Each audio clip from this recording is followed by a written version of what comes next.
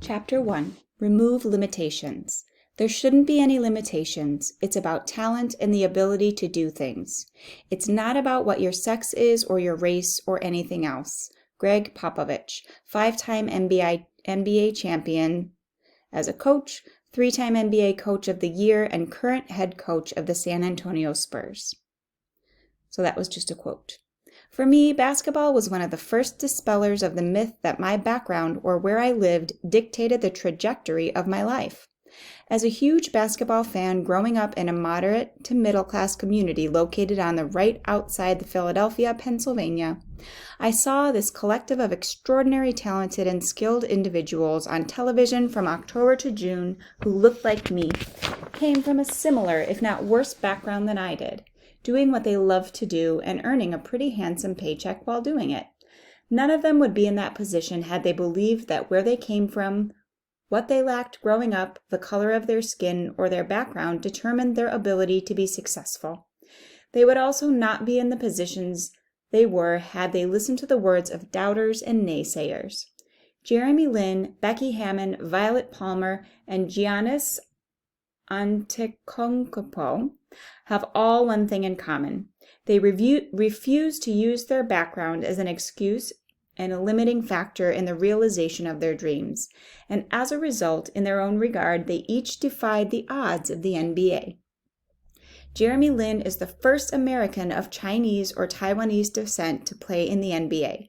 Seeking success as an Asian American in an African American dominated sport, Lin went undrafted during 2010 NBA draft despite receiving countless collegiate accolades.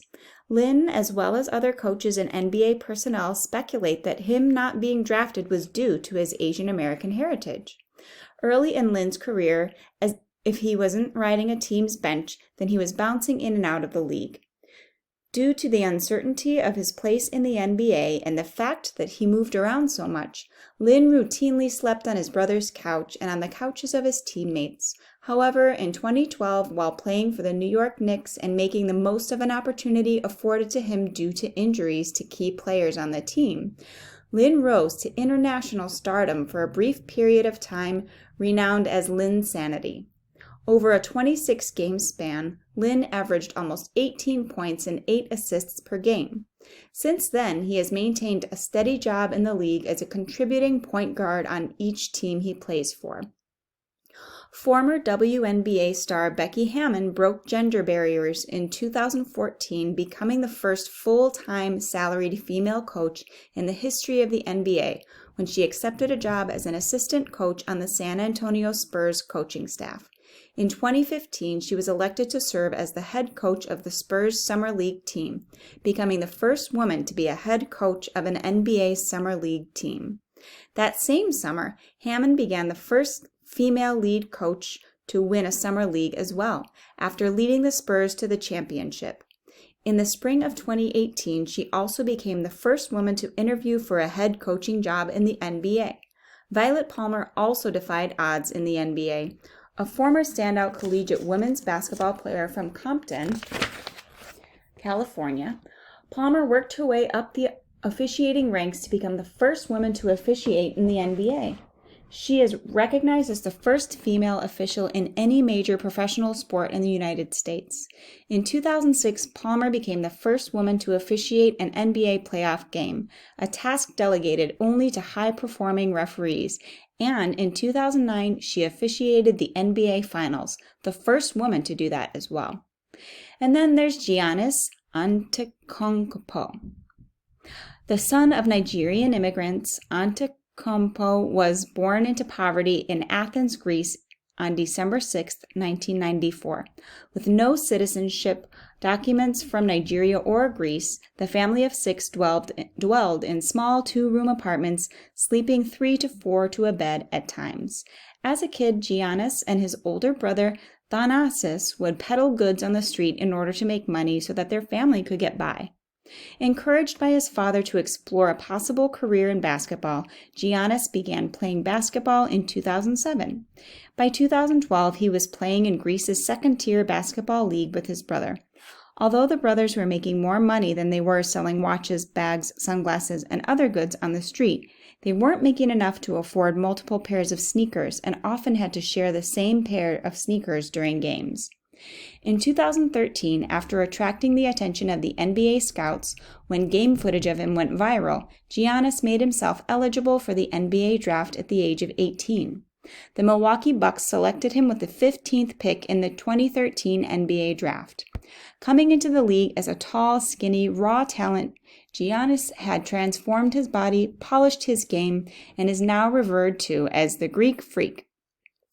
Analysts as well as his peers often herald him as the future of the NBA.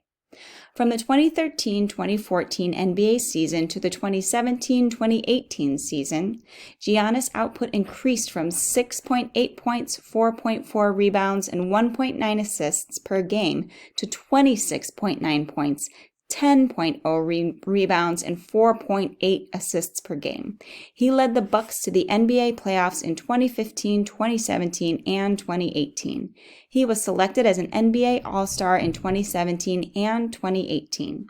Prior to his All-Star selections, Giannis signed a $100 million contract with the Milwaukee in 2016. In 2017, he became the first foreign-born player to have his very own signature shoe made by Nike. Giannis has come a long way from hawking sunglasses and sharing shoes.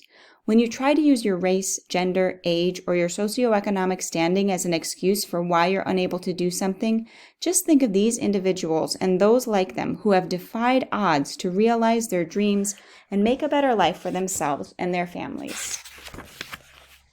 In life, we can either be our own greatest ally or our worst enemy. Nothing outside of us has the power to dictate our outcomes. As you think, so you shall be. The thoughts that you have about yourself will eventually manifest themselves into reality. I am fully aware that our circumstances help to shape us into who we become as individuals. Our upbringing and experiences we've had teach us valuable lessons and provide us with tremendous insight. However, our experiences and our upbringing do not determine what we can and cannot do in life. We only do. Only our thoughts, our faith, our efforts determine the outcomes of our lives. Once you stop looking outside of yourself for answers and start looking inward, you will be able to start the process of seeing the desired changes occur in your life. Oftentimes we limit ourselves because we have told ourselves or have been told by our teachers, family members, friends, coaches, or loved ones that we will never amount to anything. We've ruled ourselves out of attaining certain things just because we come from a specific geographic area or a particular background. We see ourselves as nothing more than a product of the environment in which we were raised. Because we were born into a low-income family, or because we were the first in our family to go to college, or because we did not perform the best in school, or because we haven't received adequate guidance, or because we didn't go to the top schools, we've convinced ourselves that we will never be able to advance in life. We make excuses, maybe out of fear to avoid accountability, that only stunt our ability to grow. Hence, we've surrendered to our circumstances. We've ruled ourselves out of attaining greatness before even making an attempt to tap into the unbounded potential within us. All because we believe the lies we've been telling ourselves for so long and the story that someone else has attempted to write for us. Think about it. Growing up, you never placed limitations on yourself until someone else did. You thought you could do anything, didn't you? You had huge dreams of becoming a doctor, artist, pilot, lawyer, a business person, a professional athlete, a dentist, a veterinarian, among countless other professions. But as soon as someone, a teacher, guardian, friend, sibling, classmate, etc., told you that you couldn't do this or you couldn't do that, that was the point when you began to doubt yourself, your capabilities, and your dreams. For example, when I was a kid, I loved to draw. I mean, loved it. If it wasn't my own imaginary world, playing with Ninja Turtles, Power Rangers, or WWF action figures, I was drawing. But then in elementary school, one of my art teachers told me that my drawings weren't good, and even accused me of tracing a drawing from a book, and even though you could clearly see it was drawn by hand. As a little 9-year-old boy, I was crushed and mentally scarred. I doubted myself along with my artwork and trusted the subjective opinion of someone else before I believed in the Before then, I believed in the capabilities I possessed within me, so I gave up drawing for good. I unfairly and erroneously limited myself. As I grew older and matured, I was taught a valuable lesson. When you limit yourself, you ultimately limit what God is able to do in your life. Everything surely happens for a reason, but who knows which way my life would have went had I believed in myself more than the opinion of someone else. Nowadays, no one can tell me anything about what I can and cannot do. I'm not willing to limit what God can do in my life or block any blessings based on someone else's opinion. You shouldn't be either.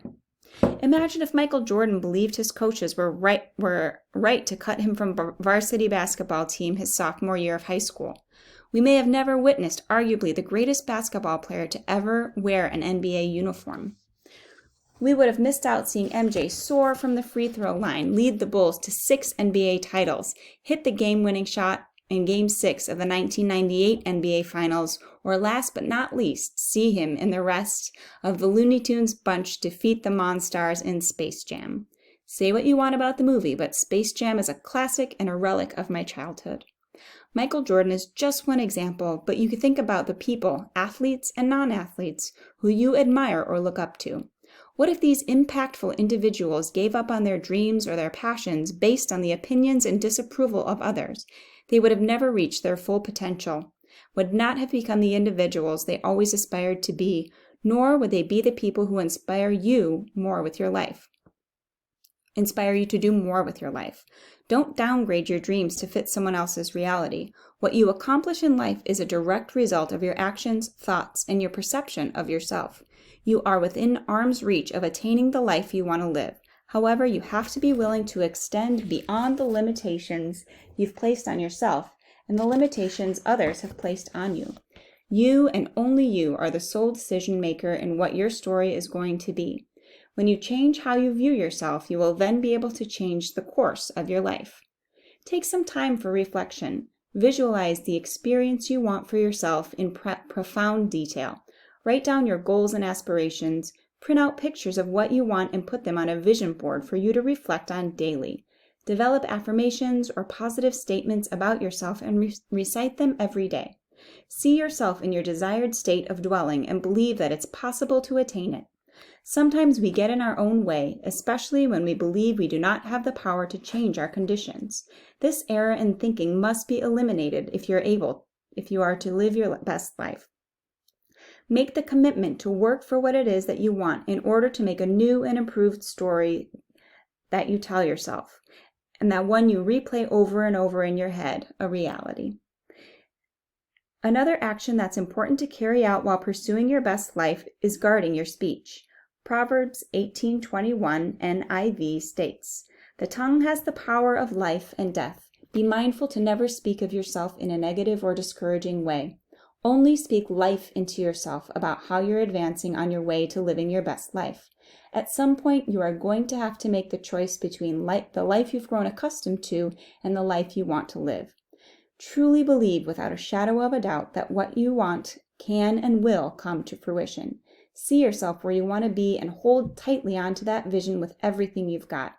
Your age, race, gender, background, or geographic area has nothing to do with what you can or cannot accomplish. Only your commitment, the work you put in, an unrelenting faith, and the story you tell yourself about yourself matter. You may have this preconceived notion that living an abundant life is only possible for those who satisfy certain prerequisites. For example, coming from a wealthy family, going to the best schools, living in a particular area code, etc. If this were the case, then only a select number of people from a certain area with a certain background and specific qualifications would be living the lives they've envisioned for themselves. We know that it's not true because we've witnessed other people in sports, business, music, and many other industries. There are multitudes of individuals from a variety of different backgrounds who are making an impact on the world and who we are doing and what they love to do. You can do the same.